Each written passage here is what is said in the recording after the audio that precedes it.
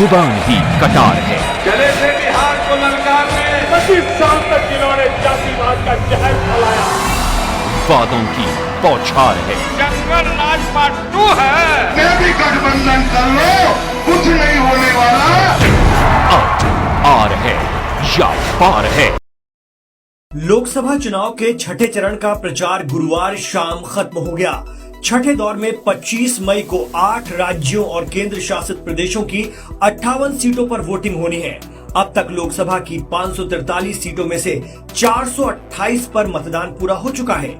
छठवें चरण में जिन सीटों पर मतदान होना है उनमें उत्तर प्रदेश की 14, हरियाणा की सभी 10, बिहार और पश्चिम बंगाल की 8, दिल्ली की सभी 7, ओडिशा की 6 और झारखंड की 4 सीटें शामिल हैं। वहीं जम्मू कश्मीर की 1 सीट पर भी लोग वोट डालेंगे। मनोज तिवारी, कन्हैया कुमार, दिनेश लाल यादव निरहुआ, महबूबा मुफ्ती और मनोहर लाल खट्टर समेत कई केंद्रीय मंत्रियों की किस्मत का फैसला इसी चरण में ईवीएम में बंद हो जाएगा।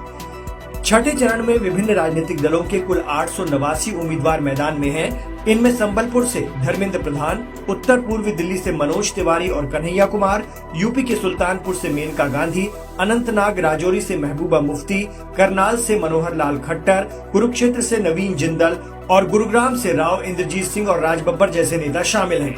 आइए जानते हैं छठे चरण की कुछ वीआईपी सीटों के बारे में।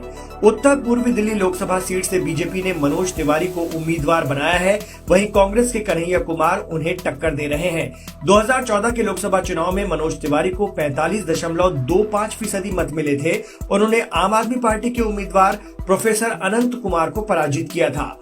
वहीं नई दिल्ली लोकसभा सीट पर पूर्व केंद्रीय मंत्री सुषमा स्वराज की बेटी बांसुरी स्वराज और आम आदमी पार्टी के नेता सोमनाथ भारती के बीच मुकाबला है। 2014 के लोकसभा चुनाव में भाजपा की मीनाक्षी लेखी ने इस सीट से आम आदमी पार्टी के आशीष खेतान को पराजित किया था, लेकिन बीजेपी ने इस बार बांसुरी स्वराज को उनकी जगह टिकट दिया है। यूपी के सुल्तानपुर लोकसभा सीट से बीजेपी ने पूर्व केंद्रीय मंत्री मेनका गांधी को उम्मीदवार बनाया है। उनके खिलाफ सपा ने राम भुआल निषाद को चुनावी मैदान में उतारा है। 2019 लोकसभा चुनाव में इस सीट से मेनका गांधी ने बीएसपी के चंद्रभद्र सिंह को पराजित किया था। वहीं आजमगढ़ लोकसभा सीट से बीजेपी के दिनेश लाल यादव निरहुआ और सपा के धर्मेंद्र यादव के बीच मुकाबला है। जम्मू कश्मीर के अनंतनाग राजौरी लोकसभा सीट पर महबूबा मुफ्ती, मियां अल्ताफ लारवी और जफर इकबाल खान मनहास के बीच मुकाबला है। इस सीट पर तीसरे चरण में मतदान होना था, लेकिन इसे टालकर छठे चरण में कर दिया गया। पश्चिम बंगाल की तमलुक लोकसभा सीट पर बीजेपी ने रिटायर्ड जज अभिजीत गंगोपाध्याय को उतारा है। वहीं टीएमसी के देबांगशु भट्टाचार्य भी चुनावी मैदान में हैं। अभिजीत गंगोपाध्याय हाल ही में न्यायाधीश पद से इस्तीफा देकर चुनाव मैदान में उतरे हैं।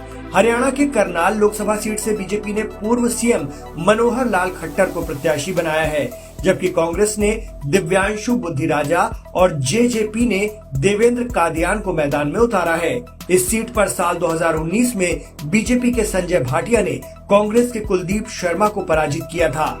वहीं कुरुक्षेत्र लोकसभा सीट से बीजेपी ने उद्योगपति नवीन जिंदल को मैदान में उतारा है। आम आदमी पार्टी ने सुशील गुप्ता और इनेलो ने अभय चौटाला को प्रत्याशी बनाया है। साल 2019 के लोकसभा चुनाव में बीजेपी के नायब सिंह सैनी ने कांग्रेस के निर्मल सिंह को यहां से पराजित किया था। ओडिशा के पुरी लोकसभा सीट से बीजेपी ने संबित पात्रा को उम्मीदवार बनाया है।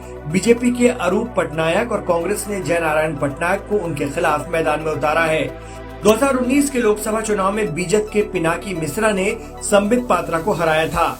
वहीं राज्य के संबलपुर लोकसभा सीट से बीजेपी ने केंद्रीय मंत्री धर्मेंद्र प्रधान को मैदान में उतार दिया है। उनके खिलाफ बीजेडी के प्रणव प्रकाश दास मैदान में हैं। साल 2019 के लोकसभा चुनाव में बीजेपी के नितेश गंगादेव ने बीजेडी के नलिनी कांता प्रधान को पराजित किया था।